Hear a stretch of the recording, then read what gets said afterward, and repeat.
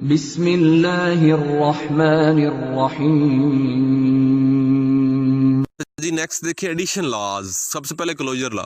Closure law binary operation हमने देख लिया कि जी सेट ए के सारे एलिमेंट्स के ऊपर आप ऑपरेशन लगाएं। अब यहाँ पे ऑपरेशन प्लस वाला है तो ए प्लस बी आपका हमेशा सेट आर के अंदर ही रहना चाहिए। ठीक है, इसको क्लोजर लॉ बोलते हैं। एसोसिएटिव क्या होता है कि ए स्टार बी स्टार सी या ए प्लस बी प्लस सी आपके पास ब्रैकेट्स का ख्याल रखना है जी। लेफ्ट साइड पे ब्रैकेट पहले दो पे लगा लें, राइट साइड पे आखिरी दो पे लगा लें, या जिस तरह आपका दिल करता है। अब ये आपने याद रखना है, ये प्रॉपर्टीज़ आर के सारे एलिमेंट्स के लिए हैं। और अब ये देख लें एसोसिएटिव में यहाँ कहीं नहीं लिखा हुआ कि ए बी सी बराबर नहीं है। कुछ लोग यही सवाल करते हैं जी एसोसिएटिव लॉ अगर चेक करना है किसी ऐसे सेट पे जिसमें एक एलिमेंट है या दो एलिमेंट्स हैं तो वो चेक ही नहीं होता, क्योंकि हमें तो तीन एलिमेंट्स चाहिए। लेकिन यहाँ देखें आप, जहाँ हमने एसोसिएटिव लॉ लिखा हुआ है यहाँ ये कहीं मेंशन नहीं है कि ए बी सी डिस्टिंक्ट होने चाहिए, सेम भी हो सकते हैं। ठीक है, तो यहाँ एक अगर एलिमेंट है आपके पास सेट में तो आप उस पर भी एसोसिएटिव लॉ को चेक कर सकते हैं। एडिटिव आइडेंटिटी जी वो वाला एलिमेंट जिसको आप ऐड करें किसी एलिमेंट ए में तो वो एलिमेंट अगेन ए ही आ जाए, लेफ्ट से ऐड करें या राइट से ऐड करें।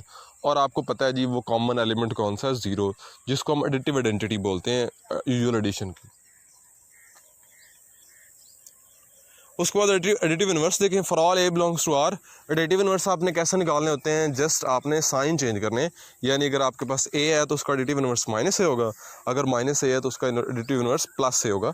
इनवर्स का बेसिकली मतलब ये है कि ए बी का इनवर्स है अगर ए प्लस बी और बी प्लस ए का जवाब आपके पास आइडेंटिटी बन जाए उस ऑपरेशन की। कम्यूटेटिव लॉ है देखें। For all A B belongs to R, a plus b और बी प्लस ए आपके पास सेम है, यानी ऑपरेशन जो है ऑर्डर चेंज करने से ऑपरेशन पे कोई फ़र्क नहीं पड़ता। अच्छा जी, अब नेक्स्ट देखें मल्टीप्लिकेशन लॉ।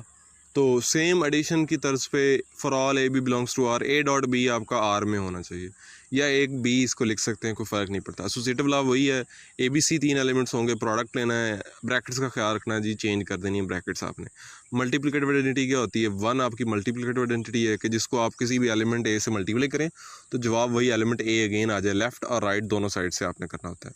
मल्टीप्लिकेटिव इनवर्सेस, अगर नॉन ज़ीरो एलिमेंट्स हैं आपके पास तो अब हम उनका मल्टीप्लिकेटिव इनवर्स निकाल सकते हैं। आपने इनवर्स कैसे निकालने होते हैं मल्टीप्लिकेटिव, आपने रेसिप्रोकल्स लेने होते हैं। ठीक है, ए डॉट ए पावर -1। ठीक है, अब ए पावर -1 का एक्चुअली मतलब तो यही है कि ए का इनवर्स। ठीक है, ये आप पूरी ग्रुप थ्योरी में और रिंग थ्योरी वगैरह में इनवर्सेस एलिमेंट जब लेते हैं तो आप उसको ए की पावर -1 ही लिखते हैं, लेकिन वहाँ पे उसका मतलब 1/a नहीं होता। 1/a आपका तब होगा जब इसका ऑपरेशन आपका मल्टीप्लिकेशन वाला होगा। ठीक है, ए इनवर्स को अब यहाँ पे 1/a लिखा हुआ है, इसलिए लिखा हुआ है क्योंकि यहाँ पे ऑपरेशन मल्टीप्लिकेशन है, बाकी हर जगह 1/a नहीं आना। ठीक है, जस्ट ये एक नोटेशन है इनवर्स ऑफ ए के लिए। Commutative law A B is equal to B A, आप चेंज कर लें ऑर्डर मल्टीप्लिकेशन को तो कोई फ़र्क नहीं पड़े। मल्टीप्लिकेशन और एडिशन लॉ जो मिक्स हैं डिस्ट्रीब्यूटिव लॉज हैं, आपके पास एक लेफ्ट है और एक राइट है। अगर आप लेफ्ट साइड से ए को मल्टीप्लाई करते हैं दो एलिमेंट्स के साथ जो ऐड हो रहे हैं तो ये आपकी डिस्ट्रीब्यूटिव है, डिस्ट्रीब्यूटिव लॉ है मल्टीप्लिकेशन का ओवर द एडिशन, क्योंकि आपने मल्टीप्लिकेशन को ओवर द एडिशन अप्लाई कर रहे हैं। A into B plus C is equal to A B plus A C, और अब A plus B into C ये आप राइट से कर रहे हैं तो A plus B into C is equal to A C plus B C. अब अगर आपका जो सेट है स्ट्रक्चर यहाँ पे R actually commutative law under addition भी होल्ड करता है और मल्टीप्लिकेशन भी, तो डिस्ट्रीब्यूटिव लॉ को एक चेक कर लेते हैं, लेफ्ट या राइट आपको दोनों की ज़रूरत नहीं होती। उसके बाद ऑर्डर प्रॉपर्टीज़ हैं और कंप्लीटनेस एक्सियम है। कंप्लीटनेस एक्सियम जो है वो हम एमएससी में पढ़ते हैं रियल एनालिसिस में, और ऑर्डर प्रॉपर्टीज़ हम यहाँ पे पढ़ते हैं आगे। Properties of equality, reflexive property है जी। रिफ्लेक्सिव प्रॉपर्टी क्या होती है, रिफ्लेक्सिव रिलेशन क्या होता है कि ए और ए आपस में रिलेट हो रहे होते हैं।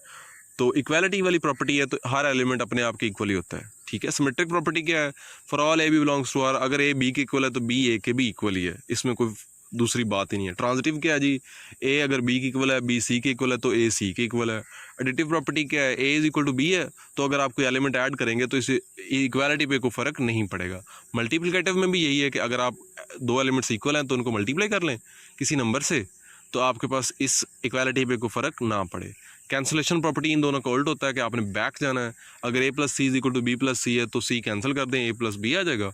और मल्टीप्लिकेशन में भी A C is equal to B C, A is equal to B आ जाएगा, लेकिन याद रखें यहाँ पे सी जो है वो आपका नॉन ज़ीरो होगा। ठीक है, नेक्स्ट देखें properties of inequality, order properties इनको बोलते हैं। ट्रिकोटोमी प्रॉपर्टी बड़ी इंपॉर्टेंट है। For all A B belongs to R, इन तीनों में से कोई एक चीज़ लाजमी होल्ड करती है, या तो ए और बी बराबर होंगे, या फिर ए बी से बड़ा होगा, या ए बी से छोटा होगा। ठीक है, यानी अगर आप दो रियल नंबर्स लेते हैं तो उन दोनों के दरमियान में इनमें से कोई एक प्रॉपर्टी लाजमी होल्ड करती है। यानी अगर हम एक 1 ले लें और एक 1000 ले लें तो 1 इज़ लेस देन 1000 या 1000 इज़ ग्रेटर देन 1। ठीक है, तो इन तीन जो प्रॉपर्टीज़ हैं, A is equal to B, A greater than B और ए लेस देन बी, इन तीनों में से कोई एक लाजमी होल्ड करती है। ठीक है, ट्रांजिटिव प्रॉपर्टी है कि अगर ए बी से बड़ा है और बी सी से बड़ा है तो इसका मतलब ऑटोमेटिकली यही है कि ए सी से बड़ा है। अब ये लेस देन के लिए भी है, आप इसको आसानी से देख सकते हैं। एडिटिव प्रॉपर्टी यही है कि अगर आप ऐड करेंगे तो इनइक्वालिटी पे कोई फ़र्क ना आए। ठीक है, ये आपके पास चारों लिखी हुई हैं। मल्टीप्लिकेटिव प्रॉपर्टीज़ के हैं, for all A b c belongs to R, c positive है तो a greater than b, a c greater than b c. अगर इनइक्वालिटी चेंज तब होनी है जब आप नेगेटिव नंबर से मल्टीप्लाई करेंगे। ठीक है, ओके ना, याद रखना है आपने। ये ग्रेटर देन के लिए भी लिखा है ए ग्रेटर देन बी, और ए लेस देन बी के लिए भी लिखा है। जब सी लेस देन है तो ए ग्रेटर देन बी क्या होगा और ए लेस देन बी क्या होगा, दोनों के लिए मेंशन किया। तो आपने देखा कि दोनों में जो आपकी इनइक्वालिटी है वो शिफ्ट हो गई है। जब नेगेटिव नंबर से मल्टीप्लाई करें आपने याद रखना है इनइक्वालिटी शिफ्ट हो जाएगी। For all A b c belongs to R, a b c d are all positive. अगर ए बी से बड़ा है और सी डी से बड़ा है तो दोनों को मल्टीप्लाई करें तो इक्वालिटी बरकरार रहेगी। आगे नेगेटिव, आगे लेस देन के लिए भी लिखा हुआ उसने। तो एस सेट जिसमें ये ऊपर वाली 11 प्रॉपर्टीज होल्ड करें उसको हम फील्ड बोलते हैं। यानी कम्यूटेटिव लॉ आपका वो पहली closure, associative, identity, inverse, commutative under addition भी, और ये पांचों अंडर मल्टीप्लिकेशन भी, और डिस्ट्रीब्यूटिव लॉ। ठीक है, अगर ये अब 11 प्रॉपर्टीज होल्ड करें तो वो फील्ड होता है। अब ये आप देखिए पढ़ लीजिएगा, इसमें कोई ख़ास बात नहीं है। Proof for any real number b a b, a dot zero zero होता है, ए डॉट बी आपके पास ज़ीरो कब होगा, अगर ए ज़ीरो है या फिर बी ज़ीरो है। तो जस्ट ये हमने देखनी है simple. A minus a into b is equal to a minus b is equal to minus a b, ये सारे प्रूफ किए जा सकते हैं लेकिन हमने प्रूफ नहीं करने हैं।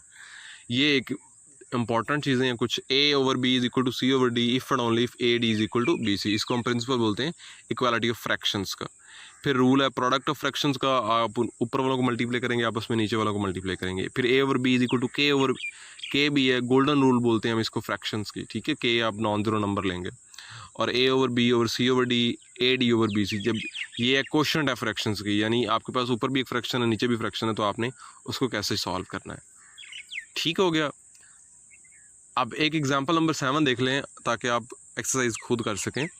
Does the set 1 into -1 poses closure property with respect to addition और मल्टीप्लिकेशन। आपने बताना है जी ये वाला सेट है 1 -1, इस पर क्लोजर प्रॉपर्टी है विद रिस्पेक्ट टू एडिशन और मल्टीप्लिकेशन। तो क्लोजर प्रॉपर्टी या बाइनरी ऑपरेशन का मतलब सेम ही था। एडिशन के तहत कब होगी, अगर आप एडिशन अप्लाई करें इस सेट के सारे एलिमेंट्स के ऊपर और जवाब इस सेट के अंदर ही रहे। ठीक है, तो आप 1 और -1 को ऐड करें, आपके पास जवाब क्या आ जाएगा, 0 आ जाएगा। तो 0 आपको ऐसा एलिमेंट मिल गया जो इस सेट में नहीं है, और 0 आपने कैसे बनाया, इस सेट के एलिमेंट्स को ऐड करके। ठीक है, तो ये सेट जो है आपका क्लोज्ड नहीं है अंडर एडिशन। आपको सब कुछ को चेक करने की ज़रूरत नहीं है, आपने सिर्फ एक बताना है, एक चेक करना है जिससे आपका जवाब सेट से बाहर चला जाए। अगर पॉसिबल है, अगर बाहर चला जाता है तो वो बता दें कि किस एलिमेंट की वजह से जा रहा है, बस वो बता दें। ठीक है, और यहाँ चूँकि फाइनाइट सेट है तो फाइनाइट सेट के केस में हम कैलेज टेबल भी बना लेते हैं। ठीक है, वो कैलेज टेबल के बारे में थोड़ा बहुत आइडिया आपको होगा, अगर नहीं होगा तो बता दीजिएगा, मैं समझा दूँगा। उसके बाद मल्टीप्लिकेशन में, तो आप मल्टीप्लिकेशन में आप चेक कर लें, ये प्रॉपर्टी है इसमें होल्ड करती है अंडर मल्टीप्लिकेशन। आप सबको एलिमेंट्स का बस मल्टीप्लाई कर लें, 1 को 1 से कर लें 1 आएगा, -1 को -1 से कर लें तब भी 1 आएगा, और अगर 1 को -1 से करते हैं तब भी -1 आएगा। तो तीनों सूरतों में जवाब या तो 1 आ रहा है या -1 आ रहा है, तो वो दोनों जवाब आपके सेट के अंदर मौजूद हैं। तो ये सेट क्लोज्ड है अंडर मल्टीप्लिकेशन। ठीक हो गया, चलें जी।